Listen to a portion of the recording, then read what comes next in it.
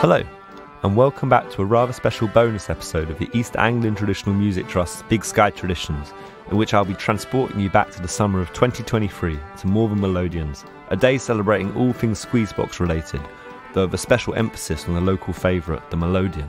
Now I hear you ask, what makes this episode so special? Well, mainly because I didn't make it.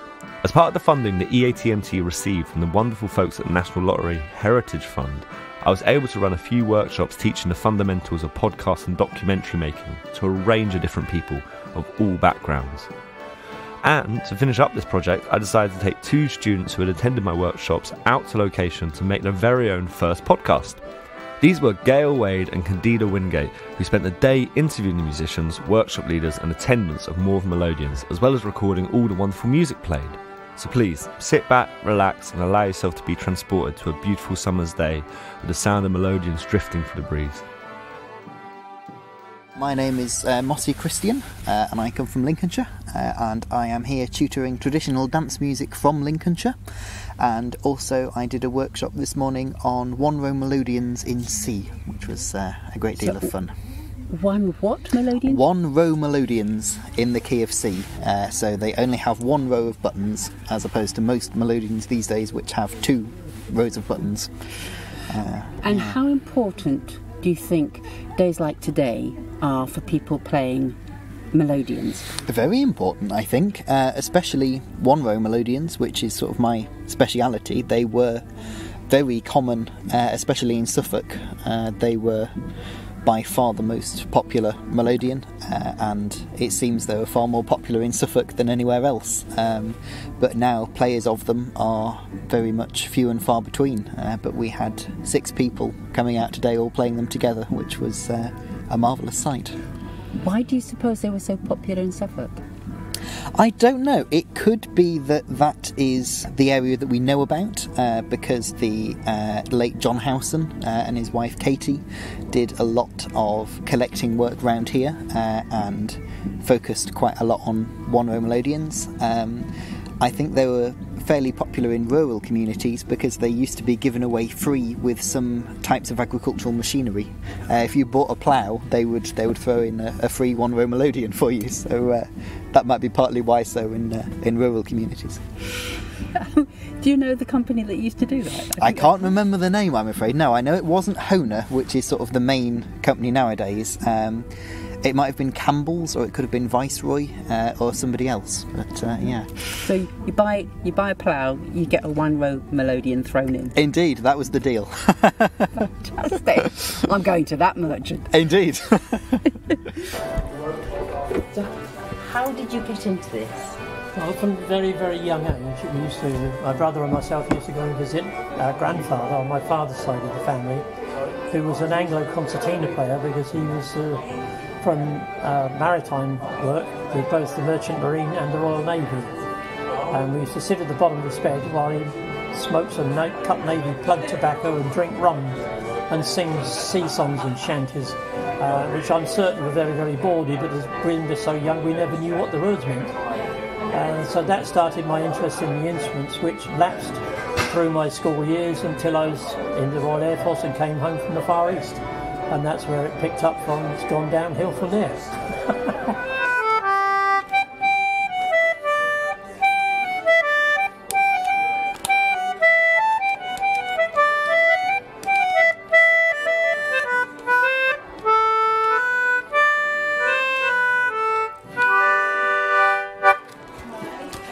But this is brass reed. This is at best, because it's in concert pitch and it's had new pads and things in.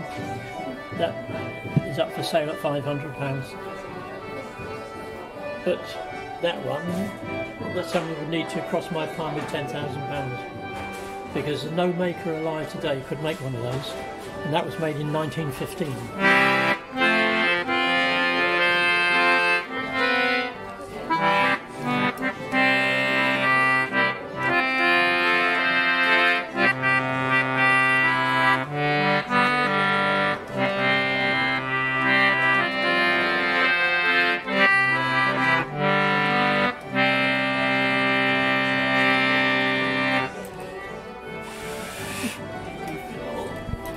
That's the beauty of the duet, that you've got the bass on this side where you can play chords, and a larger melody section up here where you can play the actual tune. So it's like playing a piano. That's what their intention is. What attracted you to the concertina in the first place? Oh, well, I'd spotted one many, many years ago when I was on a visit up in Scotland, and I loved it, the look of it. It was such a beautiful, crafted, very portable instrument, and I was very intrigued by that. And that sort of stuck in my mind. And then when I was 50, I thought, it's time to learn a new instrument. Because I'd sort of learnt piano and dabbled with guitar. So I thought of the concertina, and I thought, maybe I'll look into that. And that's what I did. And then I ended up finding a group in Norfolk that I sort of learnt how to play with and have been playing since. We play in sort of, one of the halls, or sort of a centre in Dereham. That's where the group called Squeezy's Concertinas plays, that I'm a member of, and they get together about twice a month. And then there's been some offshoot groups from that. Particularly during COVID, we found a really good sound system called Jan Kazam, where you can play without a time lag, so we could actually play together and hear each other in time. I thought that was one of the most difficult things to achieve during lockdown. Yeah, it was, but this programme manages to work around that. And so we're still actually using it. We still play regularly once a week, a group of us online. So how important is it then that you do play with other musicians? Oh, well, it's everything really, because it's kept me going. It's kept the interest going, and I love harmonies.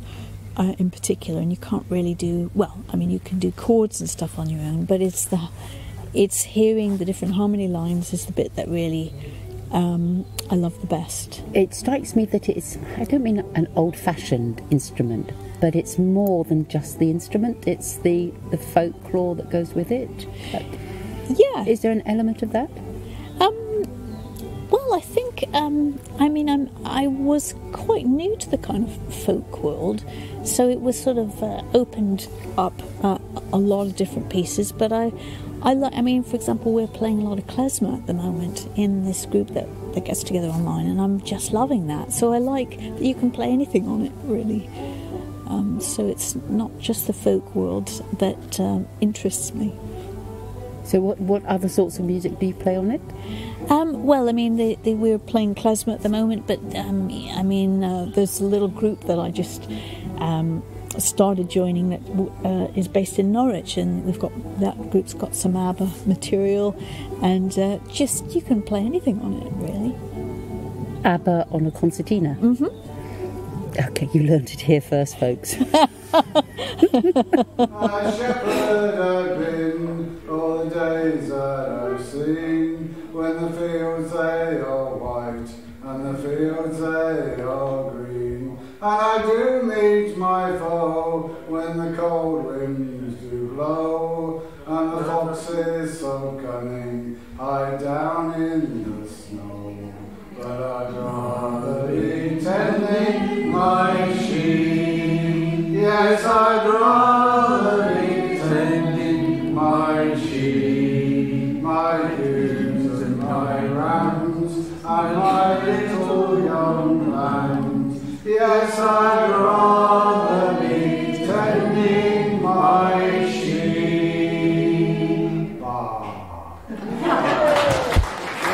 You're here today with your shop? I'm here with the shop, which is mostly books, because we're the largest supplier of traditional music books in the UK. And so we've got books on everything, but of course this weekend it's mostly melodeons, accordions, some fiddle stuff, and song. So because there are some interesting new books out which we just got.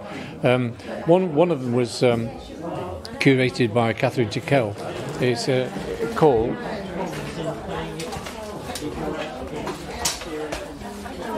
Folk Tunes from the Women. It's a wonderful book. It's only just out, literally, we're talking about a week, and there's 150 tunes, all by women in the folk idiom, and it's brilliant. It's really good. And the other one that we've got is the local one, which is the Norfolk Rhapsody, which is Vaughan Williams in King's Lynn, which is put out earlier in the year when we went to Stowmarket. George Butterworth was a wonderful collector. He was a friend of Vaughan Williams and Cecil Sharp, and he was one of the people that went to King's Lynn when they were collecting the book, the songs for this book, the Norfolk Rhapsody. Unfortunately, George was killed in the First World War.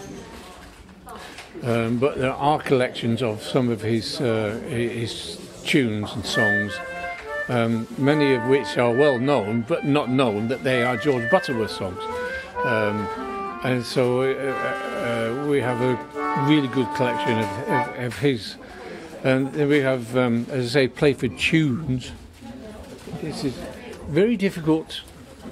Playford tunes come in awkward keys. As anybody who tries to play them will tell you, B flat minor, yeah, that's easy. How about A, anyway, so this is a book of Playford tunes, which is transcribed for G.D. Melodeon by Tony Battilana. It actually gives you a chance of learning Playford tunes on a DG box. The whole point is we've got not enough young people coming through learning about their traditions. I was at the Lochs Inn the other night, and we were doing a session, and there was a couple of people there. Lochs Inn attracts a lot of people who are walkers through, because it's on the Anglian way, and they just turned up at the pub, which is fine. And they were from Manchester, and they knew absolutely nothing about the mass trespass in 1948, and the fact they are walkers who have got access to free to roam, and they don't know that in Manchester they had 30 people who were arrested for trespass walking across the Peak District, and now you can do it with no problem. But they didn't realise that part of their history is, and as is, I'm a rambler, I'm a gambler, down Manchester way, I get all me, and it's, they didn't know anything about it. What me, 25-year-olds, and they knew nothing about their history. And I said, well, what about Oldham? Oh, I come from Oldham. I said, yeah. Do you know about the Oldham riots? Do you know about the suffragettes in Manchester, down Boston, in Boggart's Old Clough, where they were attacked by the local police? Oh, no, nothing about that. It's all history, and it's all written down in song.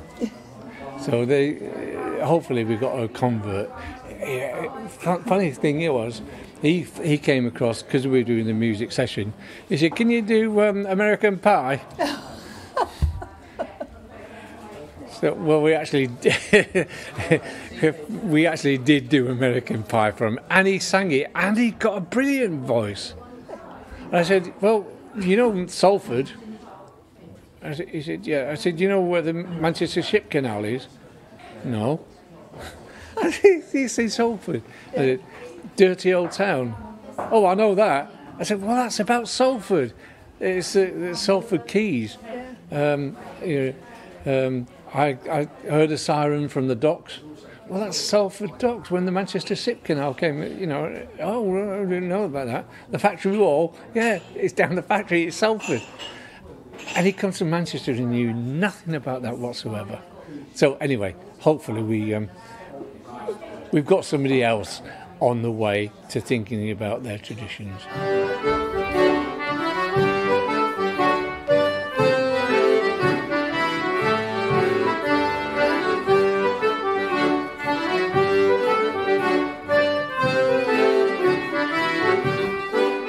My name's Katie, and I've come here to learn how to play a concertina. How long have you been playing the concertina? For 6 months. 6 months? All by myself in the kitchen. And what first appealed to you about playing the concertina? I fell in love with a concertina when I went to Folk East, and there was a lady playing it called Imogen, and ever since then I immediately wanted one and got one, but then found it was more difficult than I thought. And what is it about it that so appeals to you? I just think they're beautiful things. I've been playing a tin whistle for a long time, and concertina and harmonicas. So I knew the sort of basic. Was quite like harmonicas, but I wanted one. That was the main thing. I just wanted one. Is there a particular physicality to playing a concertina that's appealing? I imagine that squeezing it in the bellows. Yes, but the problem is that the keys appear to be totally random to me, and every key has an in and out, and the whole thing is beautiful. And what are you hoping to get out of today? I want to learn to do chords, and because I can pick up the basic melody, but I want that gorgeous backing, and I want an umpa. And this morning I've learnt how to do an umpa. Yes. Thank you very much. Thank you. So you play the accordion? Piano accordion, yeah, which is not much in evidence around here. They're mostly melodeons, but then they're such simple, robust instruments. For the sort of music that they were used for, they're perfect, absolutely perfect. Piano accordion is far too complicated for most human brains, including mine. And they're quite heavy, aren't they? Well, the little ones aren't, but the bigger ones have got an enormous number of buttons and reeds in there. Yes. So yes, they are heavy. They have to be solid. But mine is sort of mid-range, really, 48 bass, as we call it. Yeah. But if you're doing something like Morris dance, which I started out with, then you really need a small one. So I started out with a 24 bass, and that was perfect for Morris. Did everything you needed, and it didn't break your back. Yes. But I couldn't stand for long playing this one. And these people who play the 120 bass thing, how they manage, well, they sit down. It's the only way they can do it. Yes. So how long have you been playing? Well, it's curious because since I was about 25, the piano accordion, and you know that on the left-hand side you've got these buttons, bass and chords, and on the right-hand side you've got a keyboard. When I passed 11 plus, 1961, I was given a thing called an accordioline. Now, that was made by Woolworths. Cost 19 and 6 or something, I don't know what it was. And it was an electric pump and reed instrument, but like a very small organ or keyboard. And on the right hand side you had a normal piano keyboard, plastic keys. On the left you had some buttons, and the buttons were all labelled, you could see them, and they were laid out exactly like a piano accordion. So that's how I learned when I was 11, actually looking at the thing and playing. All I had to do when I was 25 was sort of bend this in half and sort of remember to pump, because the original thing obviously had a electric fan, which incidentally was actually louder than the instrument itself. But that was Woolies for you. So what brings you here this morning, Kate? I've been trying to teach myself a concertina for 6 months, and I decided finally to get some tuition. And what was it about the concertina that appealed to you? I went to Folk East last year and fell in love with the concertina.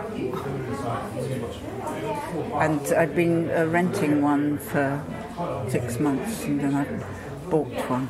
You bought your own concertina? Yes. And is it easy to learn to play the concertina? It is the hardest thing I have ever tackled.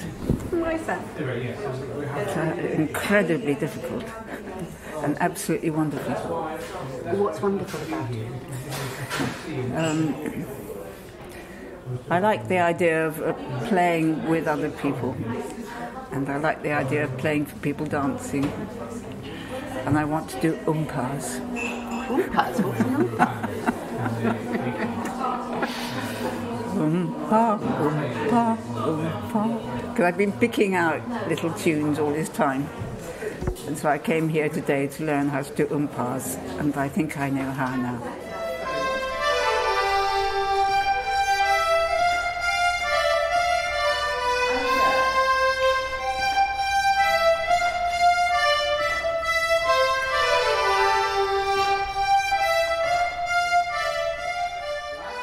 I've done 2 workshops this morning. The first was with Andy Cutting on the DG Melodeon, and the second was with Mossy Christian on the C box.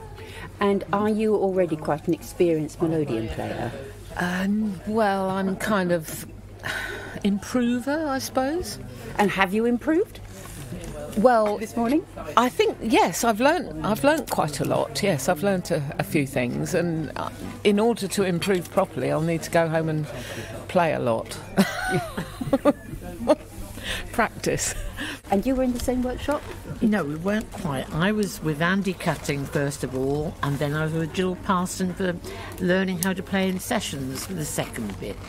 Learning how to play in sessions? Music sessions, like in the pub where, you get pretty experienced musicians playing, and learners like me sit at the back thinking, when I grow up I want to do that. So Jill has been helping us prepare for being out in the big world of music, to have a go at playing in pub sessions. So how do you prepare? You come to one of Jill's workshops. She gives you 6 tunes which she asks you to memorise and not to read from music.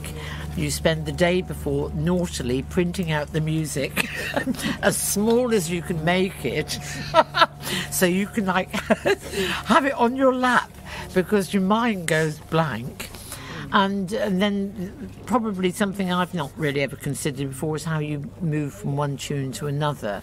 And so it's been quite handy to learn how to group tunes together when you can play them, so that's how they perform in pub sessions. So it tends to be, a sort of quick change.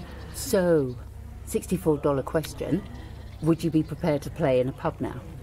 Yes, but would the pub be ready for my playing? That's a different question. But no, I think now I would have a go. I think I would find a kind session where, it's sort of middling level. I don't think I would embark on, say, an Irish session, because they tend to go at 90 miles an hour.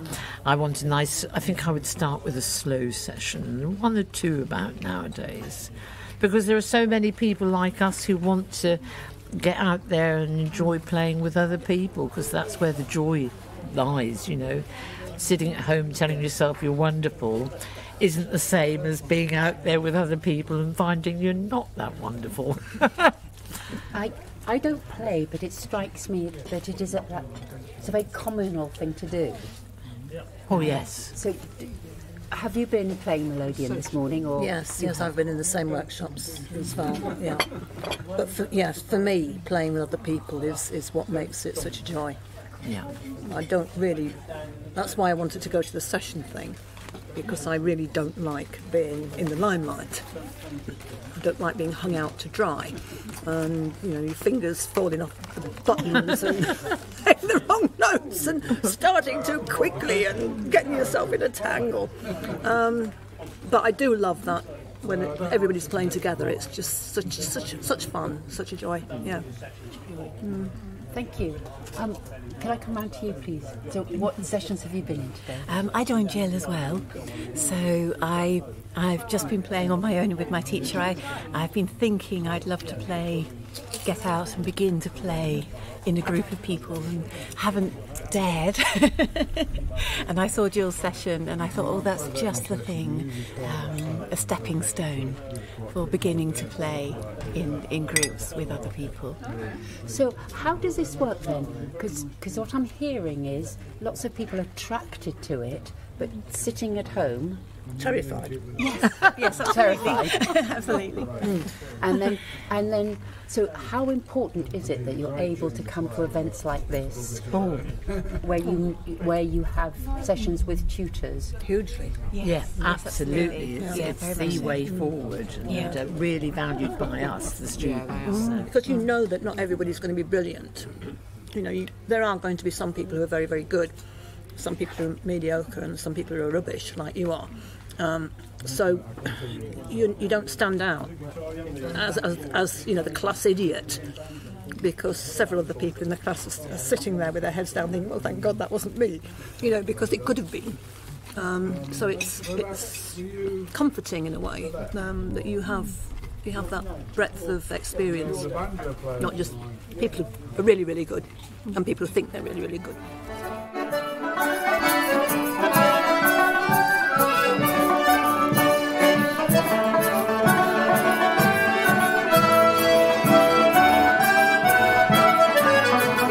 It was an absolute pleasure working with Gail and Candida, and they both showed a true gift for making podcasts, and I'm very much looking forward to the next one that we make together. There'll be new episodes coming out throughout this year featuring stories and music from across East Anglia. But till then, thank you so much for listening. I'll see you soon.